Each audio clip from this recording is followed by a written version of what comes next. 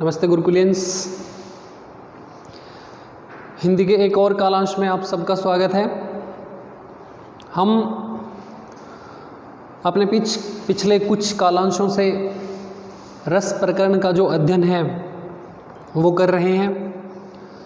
अभी तक हमने श्रृंगार रस, वीर रस, करुण रस, इन तीन रसों का अध्ययन किया है और आज इसी कड़ी को आगे बढ़ाते हुए हम रौद्र रस का अध्ययन करेंगे। जैसा कि रस का नाम लेते ही हम उसके स्थायी भाव पर चर्चा करते हैं, क्योंकि परिभाषा का अध्ययन करने के लिए स्थायी भाव का याद होना बेहद अनिवार्य है। तो रौद्र रस के स्थायी भाव का नाम होता है क्रोध। प्यारे बच्चों, ये चौथा स्थायी भाव हम याद कर रहे हैं आज, जो कि आपके सामने लिखा हुआ है। श्रृंगार रस के स्थायी भाव का नाम रति, वीर रस के स्थायी भाव का नाम उत्साह और करुण रस के स्थायी भाव का नाम शोक हमने पढ़ा था। और उसी कड़ी में रौद्र रस के स्थायी भाव का नाम होता है क्रोध। परिभाषा वही पिछली परिभाषाओं की तरह, जहाँ क्रोध नामक स्थायी भाव भाव, विभाव, अनुभाव,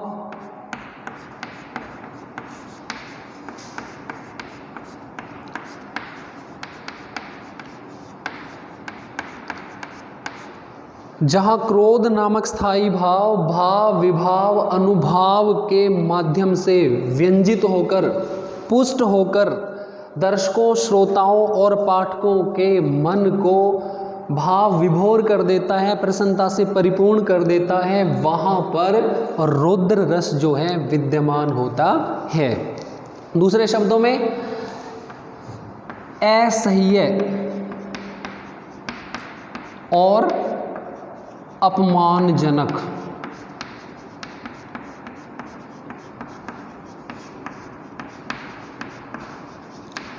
असह्य और अपमानजनक बातों को सुनकर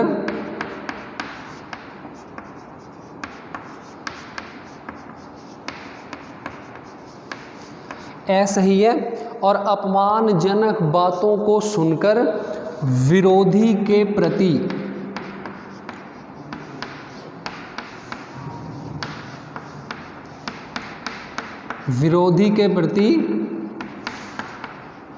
क्रोध और प्रतिशोध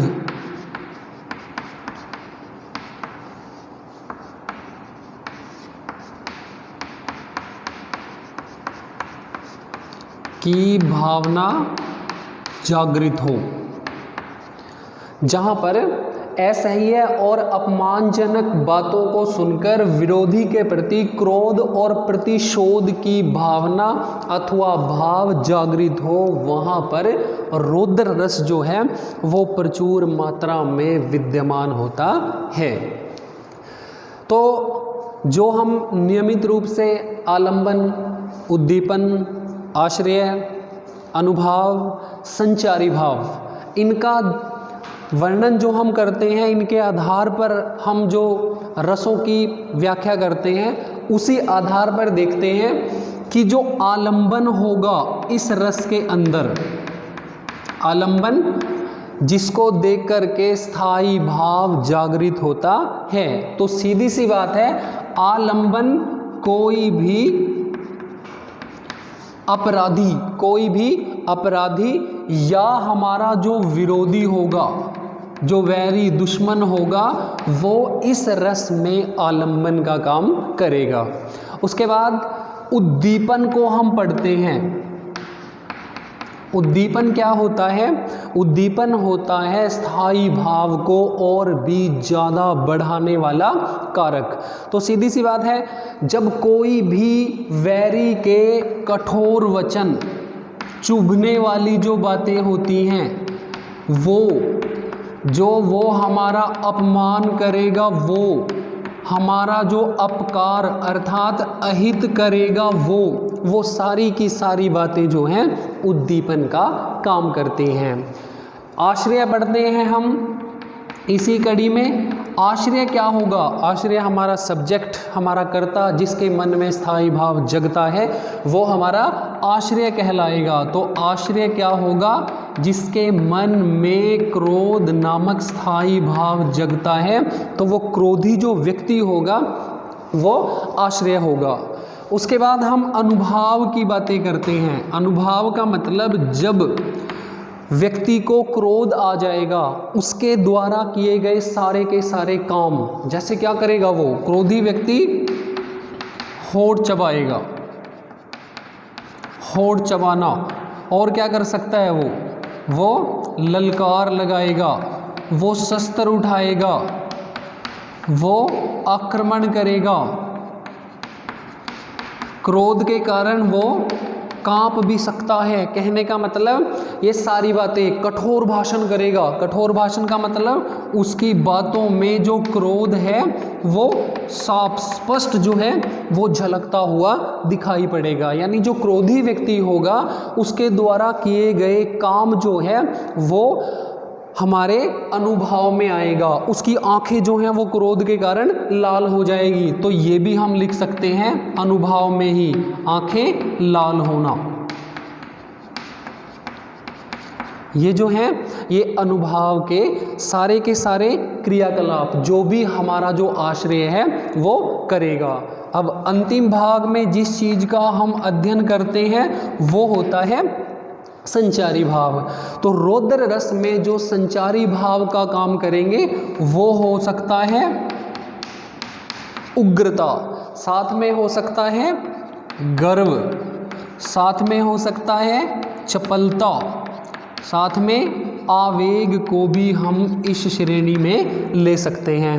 मैंने आपको पहले भी बताया है कि संचारी भाव का काम केवल इतना होता है कि वो स्थायी भाव को जगाने का काम करते हैं।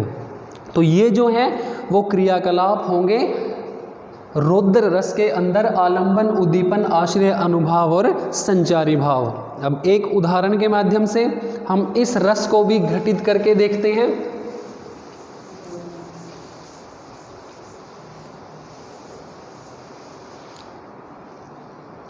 उदाहरण पढ़ते हैं। श्री कृष्ण के सुन वचन अर्जुन क्रोध से जलने लगे।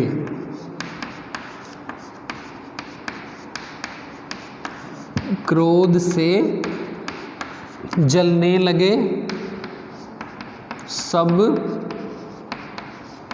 शील अपना भूलकर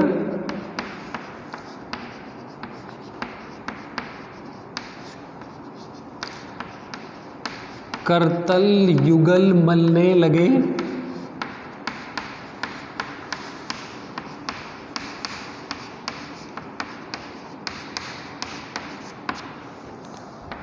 अब संसार देखे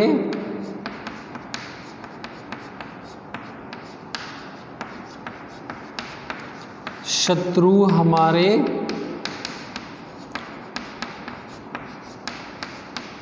युद्ध में हैं मृत पड़े।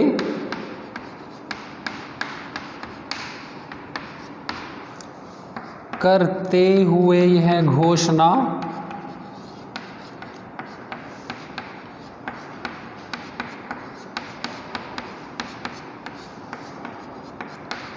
हो गए उठकर खड़े।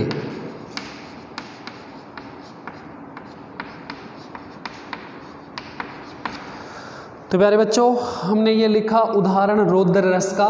पंक्तियों को पढ़ कर के ही कहीं ना कहीं गुस्से का, प्रतिशोध का, बदले का जो भाव है वो जागृत होता है। श्री कृष्ण के सुन वचन अर्जुन क्रोध से जलने लगे। श्री कृष्ण के वचनों को सुन करके अर्जुन जो है वो क्रोध से जलने लगे।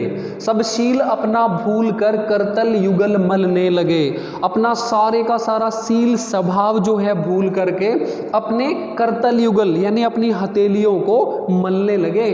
अब संसार देखे शत्रु हमारे युद्ध में हैं मृत पड़े, और अब संसार देखेगा कि हमारे सारे के सारे शत्रु जो हैं वो युद्ध भूमि में दूर तक मृत पड़े हुए दिखाई देंगे। करते हुए यह घोषणा हो गए उठकर खड़े, और यही घोषणा करते हुए अर्जुन जो है वो युद्ध करने के लिए तैयार हो गए, यानी उठ करके खड़े हो गए। अब हम अपने आलंबन, उद्दीपन, आश्रय, अनुभाव और संचारी भाव के माध्यम से इन पंक्तियों को स्पष्ट करने का प्रयास करेंगे। अब सीधी सी बात है, यहाँ पर जो आलंबन होगा, आलंबन जिसके कारण मन में क्रोध का भाव जगा होगा, तो सीधी सी बात है आलंबन होगा शत्रु पक्ष।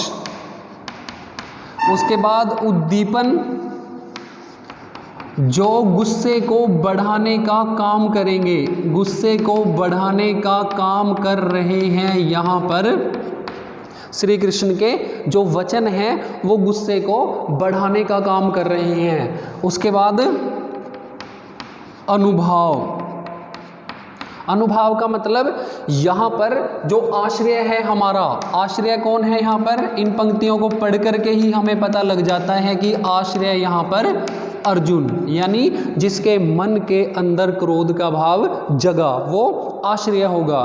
तो अर्जुन के काम, अर्जुन क्या कर रहा है यहाँ पर, तो अर्जुन का जो मेन काम है अर्जुन कर रहे हैं यहाँ पर क्रोधपूर्ण घोषणा कर रहे हैं, गुस्से के कारण वो कांप रहे हैं। उसके बाद आता है हमारा संचारी भाव। संचारी भाव मैंने आपको इसमें बता ही दिया कि संचारी भाव गर्व हुआ, आवेग हुआ, चपल हुआ, ये चपलता जो हुआ ये यहाँ पर संचारी भाव का काम जो है वो करेंगे। अन्य उदाहरणों में हम पढ़ सकते हैं कि एक दिन न्यूयॉर्क भी मेरी तरह हो जाएगा। यहाँ ये घटना तब की है जब न्यूयॉर्क अर्थात अमेरिका वासियों ने जापान के नागासाकी शहर पर बम गिराया था। एक दिन न्यूयॉर्क भी मेरी तरह हो जाएगा, जिसने मुझे मिटाया वह भी मिट जाएगा। 2.5 लाख में से एक भी जीवित नहीं बचा, एक दिन न्यूयॉर्क में भी कोई नहीं बच पाएगा। तो सीधी बात है, यहाँ पर नागासाकी शहर के द्वारा न्यूयॉर्क शहर पर गुस्सा दिखाया गया है कि जिस तरह मेरे जो यहाँ की जनसंख्या थी नागासाकी की वो 2.5 लाख थी, और परमाणु बम गिराने के बाद एक भी व्यक्ति 2.5 लाख में से कोई भी जीवित नहीं बचा, उसी तरह एक दिन न्यूयॉर्क में भी एक भी आदमी जीवित नहीं बच पाएगा। अन्य उदाहरणों में हम पढ़ सकते हैं, इरादों में हमारे खून की गर्मी भभकती है। इरादों में हमारे खून की गर्मी भभकती है, नहीं आंसू पिएंगे, खून दुश्मन का पिएंगे हम। सीधी सी बात है, इन काव्य पंक्तियों में भी जो क्रोध का भाव है वो प्रचुर मात्रा में विद्यमान दिखाई दे रहा है। अन्य उदाहरण पढ़ सकते हैं हम, जैसे उस काल मारे क्रोध के तनु कांपने उनका लगा। उस काल मारे क्रोध के तनु कांपने उनका लगा, मानो हवा के जोर से सोता हुआ सागर जगा। तो प्यारे बच्चों, ये थे रौद्र रस के कुछ उदाहरण। सीधी सी बात है, रौद्र रस में हमें उदाहरणों के माध्यम से जो गुस्सा है वो साफ स्पष्ट झलकता हुआ दिखाई पड़ेगा। जहाँ पर हमें ऐसा भाव दिखाई पड़े कि काव्य पंक्तियों में जो गुस्सा है वो जग जाहिर हो रहा है, वहाँ पर हर परिस्थिति में रौद्र रस ही आएगा। वीर रस में केवल वीरता का बखान होगा, और रौद्र रस में गुस्सा जो है वो स्पष्ट दिखाई पड़ेगा। जैसे कि हमने हमारे पाठ्यक्रम की दूसरी जो कविता है राम लक्ष्मण परशुराम संवाद, वहाँ पे हमने देखा है, पढ़ा है कि पूरी की पूरी कविता में परशुराम का जो गुस्सा है वो सिर चढ़कर बोलता है। कविता में लक्ष्मण जो है वो वीरता से परिपूर्ण बातें करते हैं, जबकि जो परशुराम है वो पूर्ण रूप से क्रोधित हैं, क्योंकि शिव का धनुष, वो जो पंक्ति थी, शिव के धनुष टूटने पर जो परशुराम वाद विवाद कर रहे थे लक्ष्मण के साथ, तो उनका जो गुस्सा है वो स्पष्ट रूप से देखा जा सकता था। तो वहाँ पर परशुराम द्वारा कही गई सभी बातों में रौद्र रस जो है वो दिखाई पड़ता है। तो प्यारे बच्चों, ये था रौद्र रस का आज का हमारा वीडियो का लॉन्च। आशा करता हूँ आपको समझ आया होगा। एक अगले लेक्चर में एक और नए रस के साथ आपके सामने फिर उपस्थित होंगे। तब तक सुरक्षित रहिए। धन्यवाद।